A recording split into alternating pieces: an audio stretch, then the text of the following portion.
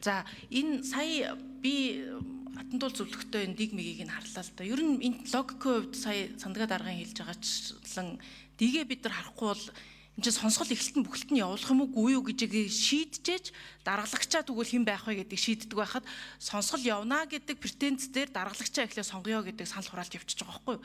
Тэгэхээр энэ дээрээ дэг дээрээ одоо дараал дээрээ яаралтай өөрчлөлт оруулаад эхлээд энэ сонсголоо ер нь энэ 6 сарын 3 гинүү хинт гинүү явуулах юм уугүй юу гэдгийг тогтоолынхаа агуулгаар эхлээ санал хураамаар байна.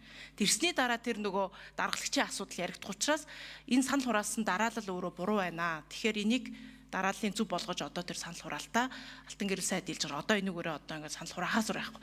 Тэгэд ажил үүрэгтэй хариуцлагагүй тэгээд орж ирээд эрцээ бүртгүүлж гараа явчихдаг хизээч оролцдоггүй хүмүүсийг бид нар одоо санал хураалцахаар кнопчин гэдэг одоо дуудах юм уу те.